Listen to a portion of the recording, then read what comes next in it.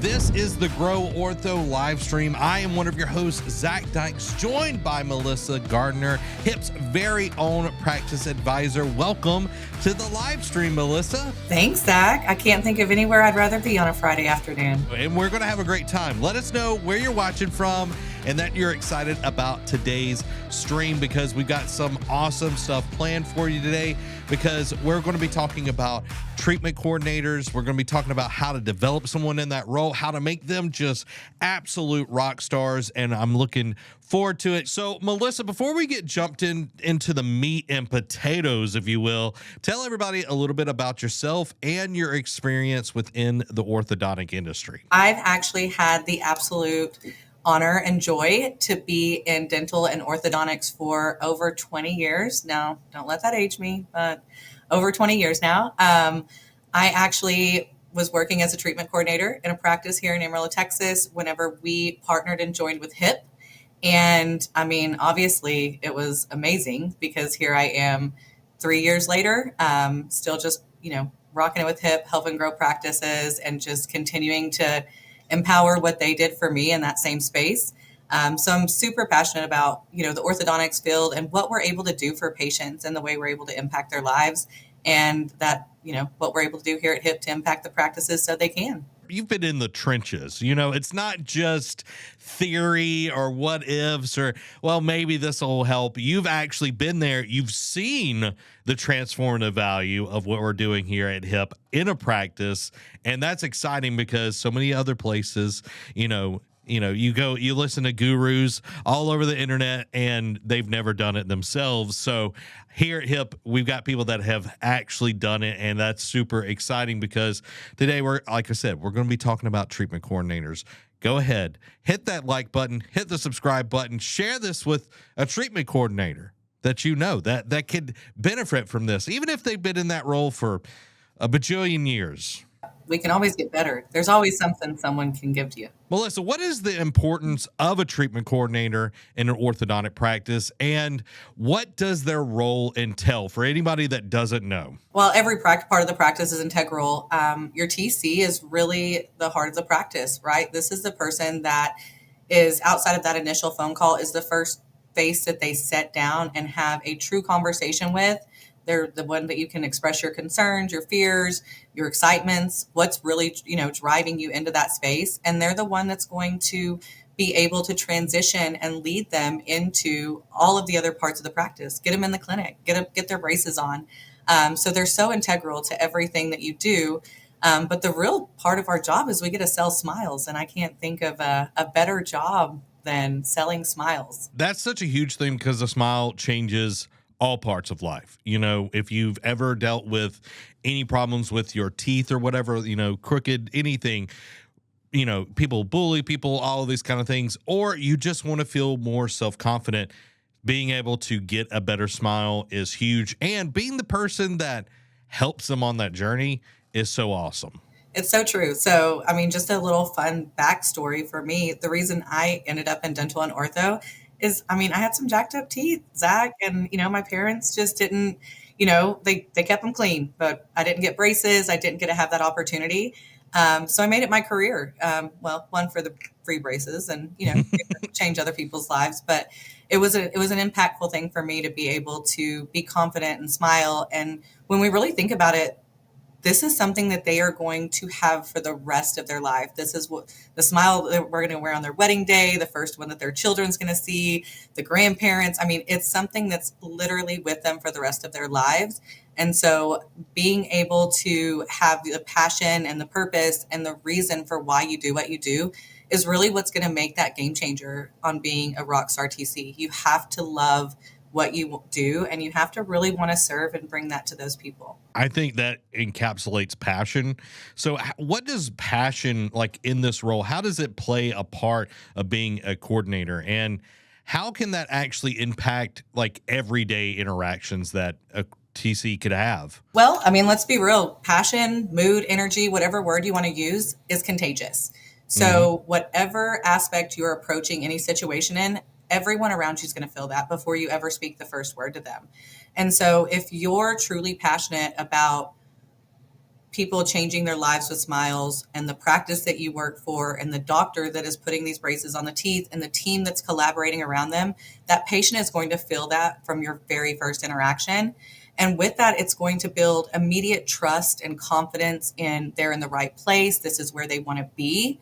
And it's going to increase all of their satisfaction from the team to the doctor to the patient. So it's really integral to have that. I don't know if you've ever had a bad experience somewhere, but I'm a firm believer that people will always talk about their best experiences and their worst experiences.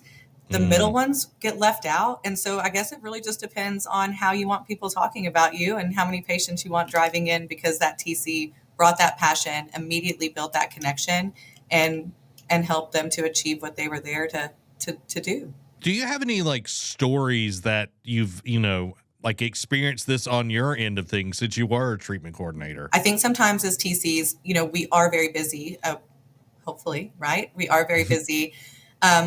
But take those moments to follow some of those patients that you interact with, and especially whenever they're getting their braces off, and being able to walk in and see the transformation of this human that sat there in your office, nervous, unaware, scared, and then they're beaming and smiling. I've seen tears, I've seen cheers, I've seen it all. And it's amazing whenever you actually take those moments to realize what you did, what you helped them to achieve. Because I think sometimes you get in your own bubble, we're busy, we're doing follow-up, we're crushing it. That's fantastic. But take that moment, maybe walk, you have an open 5 minutes, walk through the clinic, see those smiles that you're helping to create, and see the impact that you're making. And if that doesn't fuel your passion for what you do, I'm not sure what will, but I highly encourage that, because it will make a difference in how you approach every single day and every single patient that you interact with. Because it goes past just like, I helped them convert into a patient. They went from a potential patient to a start. It's that human element, like that rapport that you've built can continue on, and it's having passion for the patient, being driven for the patient instead of the key performance indicator. Your KPIs and all of that are great, but if you don't actually care about the patient, that patient is going to feel it when you walk in. You're going to feel like you are prey and they are the predator. You know what I mean? Like you're in the water with the shark. And so even just with the patients, so think about the team. I guarantee you, if you're crushing it and you're serving all these patients at the highest level, starts are coming in, the team's happy, they're hitting bonuses. I promise you the doctor smile that you work for is going to be just as engaging and excited as the team or as the patients that you help to transpire. So I think it's just so integral to really ensure that you are in the right place and space and know that this is making a difference. Knowing that your efforts are helping the whole practice, it's helping that person. I'm sure like it would, like in your experience, it helped push you to go that extra mile to, there's somebody that came in and, they want to start now. And you're like, oh, well, I was about to take lunch, but I'll take them right now. Absolutely. It's a game changer. So I have a fun little story. So I was a treatment coordinator for years here in Amarillo. And after we had worked with HIP, we had refined all these processes and we were just crushing it. And so, of course, summer hits. We know we're busy. We actually set a very substantial goal of 200 starts a month for June, July, and August. However, my amazing doctor did not necessarily talk about that. He just brought it up. He said, you know what, if we hit 200 starts during the middle of our huddle, then everybody gets a bonus. And so, of course, I'm like a little bit shell shocked, right? Here we go. We're going to do this. But it was really funny. After that, he came and talked to me. He said, Melissa, you're the field goal kicker. The game's tied. You make it, everybody loves you. You miss it, they're probably going to be a little disappointed, but they'll survive. And so that ignited yet another passion in me. I wanted my team members to succeed. I wanted them to have that opportunity. I wanted to serve as many patients as possible. And guess what? We nailed it every single month. The team was happy, and like the clinic, they were happy. I was like, hey, can you take a same day start? They're like, yeah, we can. Right. So their passion's now infused because we're all in it together and we're all driving for that purpose. When challenges come up, they're not problems anymore, because problems, it's like, had to go deal with that. But challenges, it helps you and the rest of the team be able to overcome that. And that creates that camaraderie that you're in this together. And it's a positive environment. I think that's huge when you're going into work, you're excited and not just like, oh my God, I gotta talk to these people. And I think that's huge, is having that passion. Yeah, I mean, think about your day. If you walk in and you go, "Ugh, 8 exams today, oh my gosh," your whole day is set at that tone. And every person you interact with is set at that tone.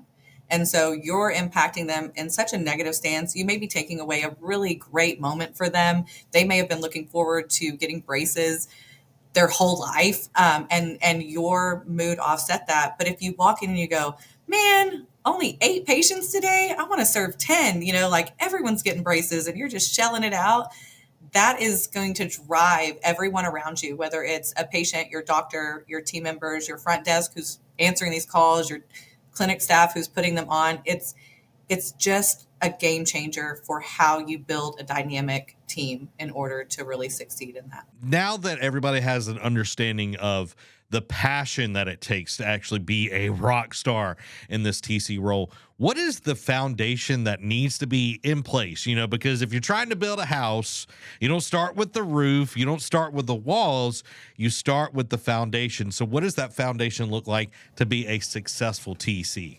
So the biggest key is obviously having a strong set of goals, right? You have to decide where your vision is leading you for that week, that month, that day. So always having a clear set of goals, but ensuring that you have a streamlined process, whether it's, all the way through, right? I don't know if I actually went to a doctor's office, a new doctor's office, and they were old school paper charts, kicking it. That's great. But someone didn't know where the papers were. I filled out 500 forms. They forgot 2 of them. And I don't know that I'd go back. And it was just because if I don't have confidence in my experience, and I don't know that I have confidence for them to treat me. And so whenever we're building that foundation, having a clear set of goals and having a streamlined process, exactly how this patient is going to flow through, making it as seamless and as easy as possible for them. And the way that you can do that is through, ensuring that you have the correct softwares, right? Like, are we implementing an ability to ensure we're hitting every single call? How are those calls going in preparation for them to come see me as a treatment coordinator? Am I making those, same day calls or confirmation and building the rapport right away? And then how does that exam go? And do you have your alignment in place with you and the doctor to ensure that every key piece is taken care of? So every practice is going to do it a little different, and that's perfectly fine. But the number one thing is to create and build your foundation with patient first. How do I make their experience as seamless as possible and the best experience that they've had? And then implement those processes and follow them and do them regularly. Make sure that you're tracking, your follow-ups, everything that you do. So there's so many things that go into it. And like I said, everyone may approach it differently. But the common basis of this is setting goals and expectations and driving that force to ensure that that patient has the best experience during that time of reaching those goals and expectations. And I think being purposeful is a huge part of this. Every interaction needs to have a purpose. It needs to be driven towards that purpose. And your goal might be different than the patient's goal. How does that work when you're in the TC room with a patient? Your goal is always to guide them into treatment, right? That's the goal, the purpose that you have in mind. However, their purpose could be they have an upcoming wedding. Their purpose could be that they've been made fun of. Their purpose could be that they're not really sure that they want this, but their mom made them come. And so you have to make sure that you're opening up those lines of communication and you're really focusing that appointment on them. At the end of the day, we all know that we want to get them started. We want to get them in treatment, but it's not about you at that moment. It's about what their needs are and how you're able to fulfill that. And if you're able to really give them the purpose behind what they want to achieve and they feel like they're part of a bigger plan and it's not just about I'm selling you right now, then that's going to be a game changer for their experience. And that's going to be something that transcends, right? They're going to tell everybody about the experience that they had. And so making sure that we're obviously driven by our purpose, but we're really solely focused around theirs and what they need in order to get to that space and place where they're ready to accept treatment. And it could be a multitude of things, but it's really just a matter of honing in and making it about them and keeping your focus on their purpose and how you're able to help them achieve it. Yeah, genuine interest. Like that, I feel like that is 100%. the thing right there, building that rapport. And, we say this on several different, podcasts, different pieces of content that we make. This comes from our good friend Julie Neese, that rapport means really all people prefer others resembling themselves. So as someone comes in there, you're seeing, oh, well, I've got my notes from the front desk, they've been scared of the doctor or whatever. And you can take that and you be like, hey, I totally understand, I used to be afraid of the doctor, but, Dr. such and such, amazing. Like, he is so, he's going to take care of you. You're putting that at ease because you've already leveled with them. You're at where they're at, Right. and you're showing empathy. Empathy is key here, not sympathy, but empathy. 100%. And, they're full of fears and questions and doubts and concerns. And if you're able to truly connect and focus on them, you'll be able to guide and find those questions and be able to answer them. I had a little girl, and her sole purpose for braces was she couldn't wait to put colors on it. And that's all she cared about. So we were all about the colors, right? Let's look at them. Which color are you going to put on here in about 10 minutes, whenever we put you in the clinic? That was her purpose. So really listening to what they want, what they feel, what they're concerned about is going to be, the difference in whether that patient starts treatment with you and you're able to serve them with the amazing team that you're surrounded by. That helps create the environment that they feel like they're cared for. They trust the process now because you've actually listened to them. You've heard their concerns. You've calmed those concerns, and you've engaged them while you're building this treatment plan with the doctor and giving them everything. And, back to the colors. Oh, what colors are you looking for? Like, those little things is huge because it's all about your communication skills. It's like, why are we doing this? What stands out? And a treatment coordinator is all about communication. Yeah. And here's the reality of it. If they're in your office and they're of age, they're planning on getting braces. I guarantee you, nobody's taking off work. No one's pulling their kid out of school with 10,000 doors and buzzers to go through to bring them somewhere that they don't have the intention to follow through with. It's just really a matter of, are they going to start with you? Did they connect with you? Did you make them feel valued and safe and ease their worries in order to make them start treatment with you? And that's really what it boils down to. Like I said, people aren't just, I love to shop around. I'm shopping around. I tell people, here's the reality. I don't know a single person that made 4 orthodontic appointments for their child and decided that that's what they wanted to do. That's a fear tactic, right? I'm shopping around. That means that we missed a connection. We didn't serve their purpose in some aspect of this process. And they're now shopping around because they're just trying to leave, And so if we vaccinate against that, if we truly make sure that we're meeting their goals and their purpose, they're starting. They're there. They've already made the commitment. They've filled out tons of paperwork. Nobody does that for fun.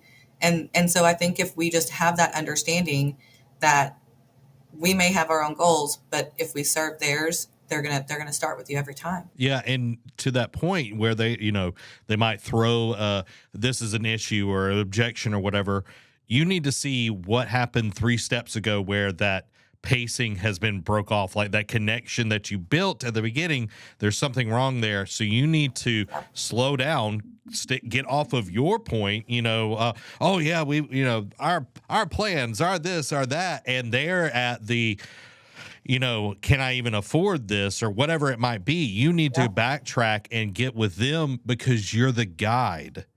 They want to walk beside you and not be hauled behind you screaming. 100%. And, the other side of that is you don't want to feel like you're shoving them into something, right? So if we've missed a key point, if we've, had a disconnect somewhere, then instead of pushing forward and still trying to move that in the direction, take a moment, ask for some feedback. Okay, I understand, what is it that is your concern in moving forward, and how can I help you with that? And that doesn't mean that it has to be right now, but if I can address their concern and earn their trust, even if they walk away, the likelihood of them returning, if I didn't just push and push, is so much higher.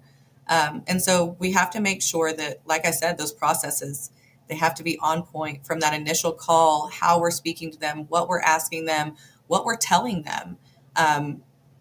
Everybody has a fear of financials or of pain.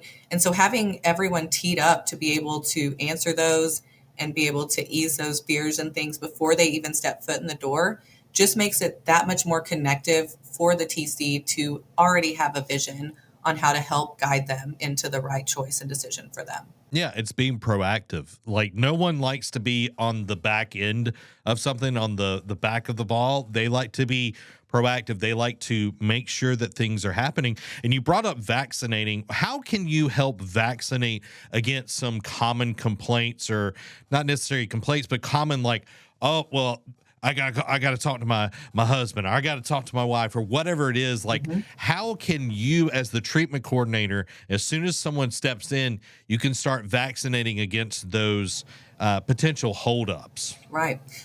So honestly, it should even start prior to that. So I'm a huge fan. Obviously we're confirming with them. Front desk is rocking it out for them and getting them on the schedule and gathering all that.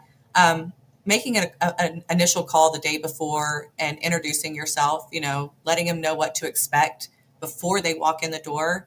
And even being able to maybe break down some of those financial aspects. We don't know what your treatment's going to be, right? That's for the doctor to decide. However, we always are going to make it financially affordable for you to achieve your smile. You can typically get started for $500 down. Payments are under $200. They're having these conversations. I know as a wife and a mom, I'm having that conversation.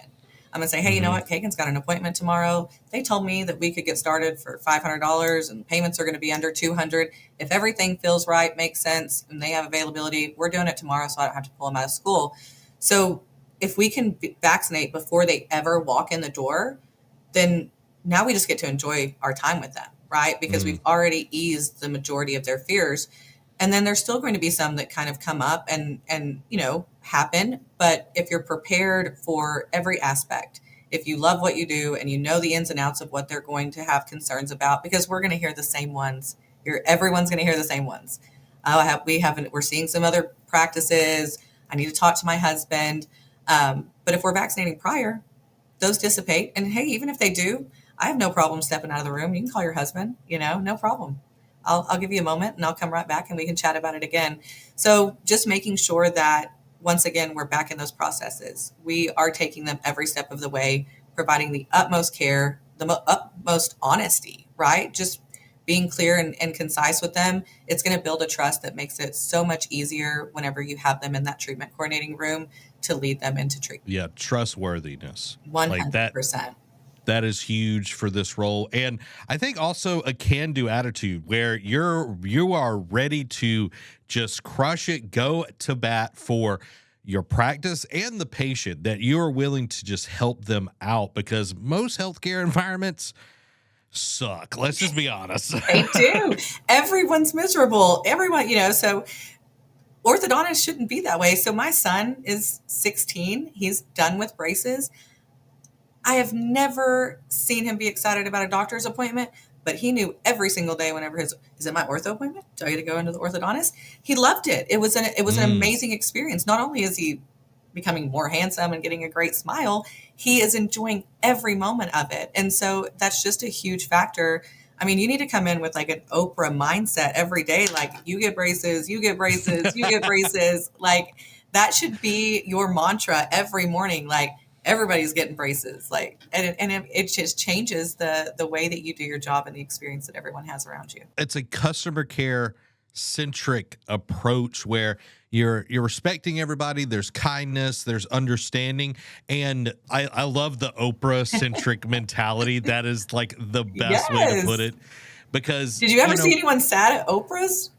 No. No, come on. Especially on car day. Like everybody was like, oh my God, they were just So like every day at your practice is braces day. Like everybody's getting braces, Melissa, if someone takes all of these areas and maximizes how they're approaching the TC role, I know you brought up like streamlining and optimizing everything, but how can they do that for the patient journey so it goes like just amazing? Like how do they go about doing that? So the number one thing is to always be growing, right? Always be looking into any aspect that can give you the best advantage to be streamlined. So making sure that every single thing is in place for the day before, prepping it, having everything ready, going over the notes. Notes are so important. Your front desk team are your rock stars. They're going to let you know what to expect, how to prepare. And the realistic side of it is if you're fueled by passion, if you're driven by purpose, and your team has a process that streamlines everything, failure's not an option. You're going to succeed and you're going to enjoy doing it as you succeed. And so I think that that's the biggest thing is just starting every single day to ensure that you are prepared for every patient. That's their 30 minutes. That's their hour, if that's where you're at in consults, and making sure that you have all of those things in place. So I'm a huge fan of obviously making sure that communication is key throughout the entire practice. Having, like I said, use the softwares, use the PracticeBeacon, make sure that every calls are taken care of, use Gaidge, make sure that you're driving your own analytics, make sure you're keeping up with your own paces, and just making sure that you have a cadence and a nurture prior to them coming in, as well as a cadence and a follow-up if they and after they leave. And so those are going to be the biggest key things to ensure success. So let's talk a little bit about the treatment presentation side of things. Yeah. How can, you like, especially if you are a TC empowered consult, where what that means is for everybody that's watching, the doctor doesn't even come in. You are having to present that plan and everything. How can you take this complex treatment plan and make it easy to understand? Make it simple. People, Harrison's a huge fan of saying this. They're driven off of time and money and want. I want my teeth straight. Can you straighten them? How long is it going to take? And how much is it going to cost? So making sure that you're centric on their needs, but making it simple. Whenever I used to, prior to working with HIP, whenever we would present, we were going, here's a high payment, low or high down payment, low monthly payment. Here's a low monthly payment, high down payment. And you're just sitting here making all of these offers and options and just making people more confused, or what's the right choice, or am I going to make the wrong choice? Make it simple. Come together as a team and say, here's our fees for this time frame of braces. Your TCs they know what their capabilities and parameters are to get them started.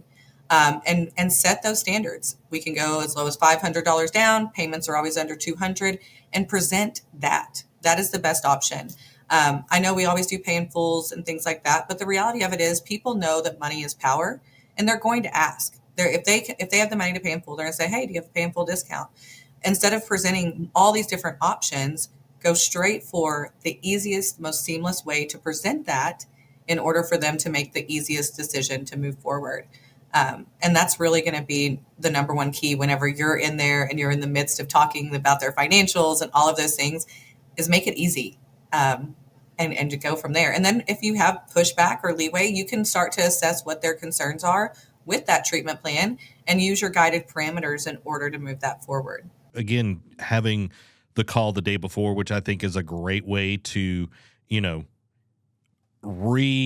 engage them on, hey, this is what the cost is, because the front desk side, the care center has already done that, but you're setting that up. And now you're in this place where it's like, hey, this is going on, but they know that you're there, that you're caring, and that you've made sure they come in there, because a parent does not want to say, oh, well, I don't have the money in front of their kid. Exactly. But the other side of that is think about all the things that you're accomplishing in that call the day before. You're reiterating financial concerns or fears.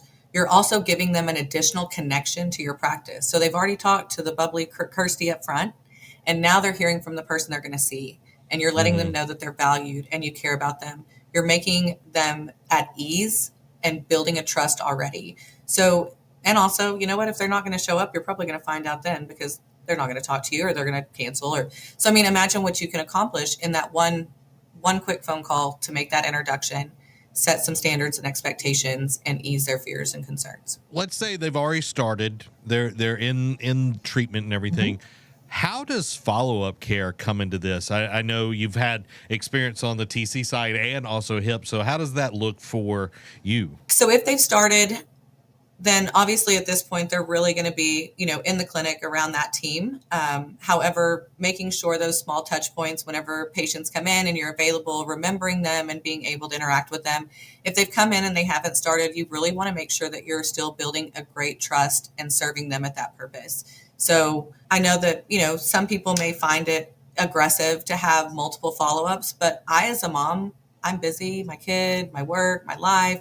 So whenever people take that initiative and that time out of their day to check in with me, see how I'm doing, see if there's something that they can help assist to get me to my goal that I already told them I wanted, I appreciate that, because I dropped the ball, and I'm a trained TC. I'm great at follow-up, but I still dropped the ball. So everybody else is going to have those factors too.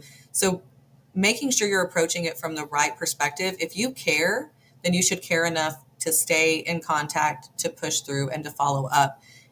Until they tell you they're not interested, they started somewhere else. I mean, at the end of the day, that's going to be the game-changing interaction for them on, maybe they did have 4 consults, but did the other 3 people call them and follow up and take care of them and meet their needs and ask how they are and try to make everything work for them? Probably not, but you did. And it'll show whenever you have them in treatment in your practice. It's easy to like compartmentalize all of these areas because, just thinking about it, there's a lot going on here. How can someone in the TC role integrate purpose, passion, and processes without feeling, to be honest, overwhelmed? I mean, so let's work our way backwards. So processes are going to be set in the standards by the practice. So continuously analyzing those. Is there something that's not working? Is there somewhere that it's getting stuck, or it's glitchy, or it doesn't feel like it's moving through? And have those conversations amongst the team. Make sure that y'all are all on the same page as far as the process, and weed out any weaknesses. Make that as easy as possible. So once that's streamlined, that right there in itself is going to take a weight off of your shoulders. So then whenever you move in and you come from a state of purpose, you're not going to feel like you're working. Like you're enjoying it. You are interacting and making people ecstatic and giving them an opportunity to impact and change their lives. So whenever you're really focused on their purpose, your day is going to fly by. So it removes some of that stress and strain. And at the end of the day, what's the saying? If you do what you love, you'll never work a day in your life. So if you are passionate and love what you do, then burnout doesn't ever come into a factor. But I think the number one thing is always being patient-centric, number one, and then 2, being open and honest and communicative amongst your team. If there is something that's faltering or not working or cross-connecting in a path whenever you're trying to create this journey, then analyze it, talk to, reach out to a growth advisor, to a practice advisor. Always stay collaborating and growing. There's people out there that do it a different way, and I love it. I love going and seeing the ways that different practices approach things and how it's able to work for them in that dynamic. And maybe those don't all correlate with yours, but I think if you stop seeking alternative ways to improve, then you're just going to plateau. You're going to start to lose your purpose and your passion, and really, lose your patience as well. Yeah, because, if you lose those first 2 and you say you've got killer processes, but you don't have purpose and passion, it doesn't matter how great your processes are, because no one's going to get to experience the processes because they haven't ever signed up. All that means is you got a really nice truck, but you're stuck in the mud spinning your wheels. I mean, that's all it really boils down to. Processes are great, but without passion and purpose, the team member, like the really reality of it is the patient probably doesn't know or care about your processes. They just know what you're driving them through and how they're experiencing it. So you have to have them all. You have to have all 3 to really have that dynamic team change as far as things go. Speaking of the team, I know, some practices have, the front versus the back and all of this kind of weird Yeah. thing there. How would you navigate that to make sure that it is a team effort and not a us versus them? It's all about communication. So I started out in the clinic. I was a clinical assistant for years. Um, so I've had the opportunity. I know the stresses and strains of the clinic. I know the stresses and strains of the front desk, and I know the stresses and strains of the treatment coordinator. But at the same time, I think that whenever you lose sight of the patient first, that's whenever the front and the back become enemies because you're focused on you. You're focused on what you're dealing with. And I'm not saying that those things aren't valid and they shouldn't be discussed and streamlined and worked on. But at the same time, if everybody, whether you're a clinical assistant, insurance coordinator, treatment coordinator, it doesn't matter. If you're there to serve the patient and make their experience the best, then you don't have time to focus on what your complaints are from the back versus the front. And the reality of it is there's not a position in the practice that's a cakewalk. They all come with their own pros and cons. But we're there for the patient. So if you just focus and communicate amongst each other, and if everyone's driven by passion, guess what? You're all collaborating. You're all ready to go. It's going to be great. You're going to have ups and downs, but at the end of the day, patients come first. So if you just keep your focus and alignment there, you'll be fine. Always know that your reality and someone else's reality are two different things. And what's real and the actual reality is out here.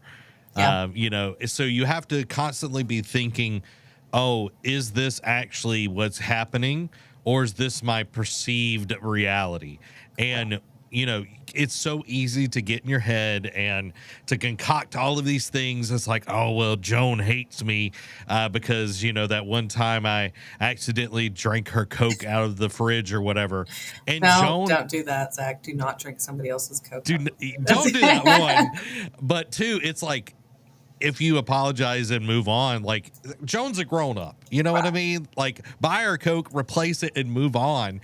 But it's like these things because you have to constantly be checking yourself and show up and give 100% in any role within the practice. Like you have to be doing that. So the practice actually makes money. I'm sure the orthodontist is, if there's infighting that he's like, what is this going on? Yes. I've got to have, he just wants to treat patients. He just wants to fix teeth. But as the treatment coordinator, I know it is essential in converting potential patients into starts. How does a TC or a practice go about measuring success, quote unquote? So, the success is based off of conversion, right? Are we in the right space and place and that we are converting patients? There's a million different ways that a million different people are going to tell you to subsidize and view conversion. But the reality of it comes down to how many people did you offer treatment to and how many people started? It's really basic and simple.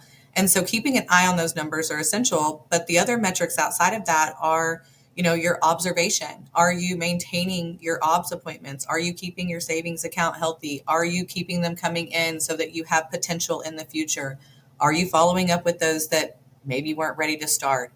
So for the TC, your main objective is converting, but there's more than just same day converting. You have to make sure that you are nurturing every single one of those potential patients, whether it's today, next month, 4 years from now, whatever those key pieces are. And if you hone in on those key metrics that are really going to affect with you, you're able to really generate those. Obviously, there's others like no-shows and call to exam and things like that you're going to correlate with because they affect you. No-shows affect you. Empty consults affect you. So all of those things are going to play in a key thing. And that's why, you've got to be in sync with your front desk team. Y'all are not front desk and TC, y'all are patient servants that need to collaborate together and be able to see how we can help complete that. So I think just back to that TC call, the front desk is confirming and that's great, but are y'all working together as a combined source to provide the best information and experience for the patient and get them in? but making sure that you're really honing in on how well you're able to convert, how well you're able to implement follow up and nurture, and how well you're able to keep those people who have already spent time with you in that wheelhouse and moving forward for the future opportunities. Yeah, I feel like patient satisfaction and treatment acceptance like kind of go hand in hand. Like if they're not satisfied with what you're doing, guess what? They're not going to say yes. Nope. Who wants to pay $6,000 to $10,000 on a place where it's like, I don't really want to be here? Yeah. Well, and guess what? They're telling everybody else not to start with you either. So people Yeah. love to talk. We live in an easy access to information world. You can pop on and leave a bad review. You can put anything on Facebook. So it's so key to make sure that you are assessing your feedback. If someone doesn't start with you, don't be afraid, don't be afraid to ask. Is there anything that I, could have done differently to better serve you? Is there anything that I didn't answer or ease whenever it came to your questions or concerns? And if nothing else, even if they don't move forward with you, you have constructive feedback and they still feel valued walking away because you asked them what you could have done differently.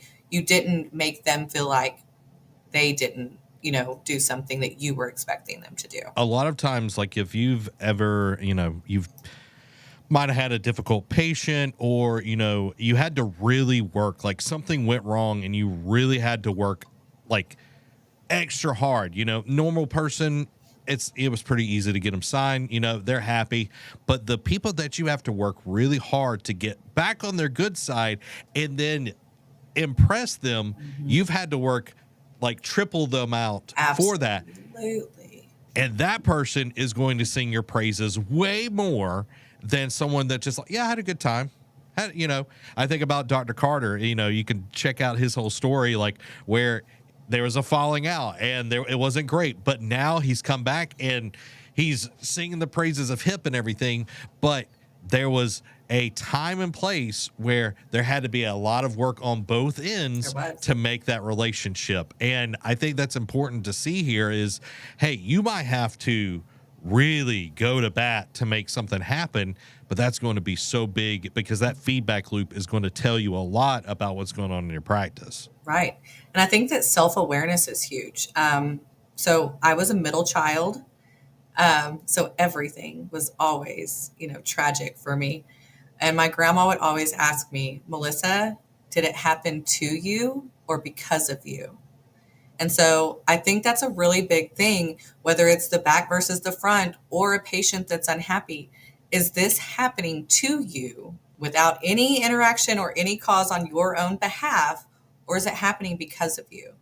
And if you can really take that self-awareness and self-assessment, then that's going to drive you to find out what you did instead of being the victim or feeling like you're having to do backflips for someone. You're really focused on improving yourself and mending the repairing the relationship or the issue that you had happen.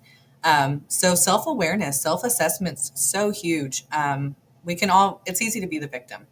It's not always easy to take the blame, eat the crow, push through and make things right. I was talking to somebody the other day and they said a problem, once it happens, it's dead. It's gone. And a lot of people are just wallowing in the crap of the problem. You're just rolling around in it and the problem's already gone. The only thing that is left is the solution. So it's like figuring out what went wrong. How can I fix it for the next time? It might be refining a process. It might be, I need to be better about calling people back, whatever it may be. But just beating yourself up and, woe is me, Yeah. That kind of stuff is not going to improve your life or the practice or business or whatever you're doing. You're just playing the victim, and nobody likes the victim.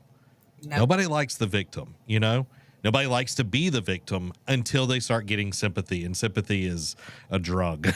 Absolutely. And nobody wants to be the problem. Nobody wants to feel like the opportunity was lost because of something that they did. But the reality is we're human. We are going to mess up. Harrison, I think whenever y'all spoke last week, talked about going to the film, right? Reassess your consults, reassess your phone calls, reassess your communications, and see if there was something that you could have done differently. Because I promise you, even if you're great, there's something you could have done differently. And even if you go into it with the truest want to serve this person, but maybe you had a bad day, maybe something wasn't going right, those things are going to conflict and come across, and it's going to happen. And unfortunately, sometimes you're going to have a no or an issue. But if you just take it on the chin, implement a different process, analyze yourself, and push through, then the next one's going to be all yours. Pamela Small sent us over on LinkedIn. Every practice should have monthly meetings to discuss KPIs. Make sure everyone knows what the processes are and how to execute those processes seamlessly so patients are receiving exceptional care. 100% agree. If employees don't know what their goals are, they will never be able to achieve them. Exactly. That is So great. true. Because what gets measured gets managed. And just assuming that people are going to do their job, we know what assuming does. Right. And I mean, unfortunately, a lot of times this isn't happening, right? We work alongside with a lot of great people at Gaidge, and I've talked to practices and they have it, and they're like, I don't look at it, I don't use it, I don't know what my goals are. And so that comes from, the leadership standpoint as well. You have to make sure that you're communicating with every single team member and letting them know what their expectations are on those KPIs. Don't just have them look at something and be like, okay, well, it's down, it's up. Well, why is it down? Why is it up? What's changing? What's the dynamic? Where are we doing this? Because every aspect of your office is going to have a different KPI that they're trying to reach. Your front desk, calls, missed calls, callbacks, call durations, conversations, your TCs, conversion rates, pending follow-ups, all of those things. And then your clinic, emergencies and bonding deficiencies. So everybody has these things that they can improve on. But if we're not talking about them, if you're not tracking them, then it's like having a map, right? If you don't know where you're going, then how are you going to get there? And so it's really difficult to do if we're not putting that structure in place and providing our team with what our aspirations and goals are and what our vision for the practice is and how we want to get there. Being mature enough, as if you're a treatment coordinator, it's holding yourself to a standard. Even if you're in a practice and they don't have, for some odd reason, a goal for you, be like, okay, well, last month I did this. This month I want to add this many more starts. I want to call back, pending patients. I want to clear my pending patient list this month, or whatever it is. If no one is holding you accountable, you have to hold yourself accountable. Yes. And accountability is not a negative thing. It's just what grown-ups have to do. Yeah. Well, and I mean, to the point of that, team meetings are so essential. So learning what each individual department's going through and what their expectations are, and having a leadership key point is going to be so powerful. It just really is. And so if you're not having meetings or setting goals or KPIs, change it today, yesterday. It's really going to be a game changer for your team to know where they're driven to, and also how to get there and where they're misstepping and where they're miscuing. So, Melissa, I got to ask you, are there any last kind of golden nuggets that you have for the treatment coordinators that you want to just kind of dole out? It's your Oprah time. It's my Oprah time. I think the number one thing is start implementing something new for you every single day. Whether, like you said, or every single month, whether setting your own goals or attempting to exceed the goals that you have set. If you put the power and the purpose on yourself and you really want to serve these patients and you want to grow the practice and you love the team that you work for and you really are driven by that, then take it upon yourself. If you're not given guidance or given additional training or given additional spaces, there's a million resources. I think we've got a few that you can seek out on your own. And so I think that that's the number one thing that drove me. I loved what I did. I wanted to be better at it. I wanted to improve. And I put that purpose on me. And so while I was surrounded by an amazing team and driven by goals, the real thing that changed the dynamic for me as a treatment coordinator was my own wants and my own goals and my own striving to be better. And I think that could be streamlined across any position, but it's a big key piece for treatment coordinators. If you're just going through the motions, might not be the role for you. Yeah. I think that is a huge thing to, be self-aware in any role that you're in. And, it doesn't cost you any money to be self-aware. It actually might make you more money if you are self-aware. It will definitely make you more money the more self-aware you are. Pending treatment. So they've come in, they're like, and they're gone. How do you go about scheduling, optimizing that side of your work? You've got your regular appointments and all that. You're talking to people, but how do you just get call after call? How is that part of the day-to-day? So obviously making sure that you're making the most value of your time and setting your schedules. But there's always a time at the beginning of the morning before the first patient. There's always a time at the end of the day. There's always a time. But the number one thing is setting up and making sure that you have tasks set for them. Do not think that you're going to remember. Do not think that you're going to have some knowledge of, keeping it. Make yourself a tracking sheet. I don't care if you use Excel. I don't care if you have access to PracticeBeacon, you're able to set those tasks and reminders, which are huge to be able to come in every day and know what you need to do. But don't let those fall to the side.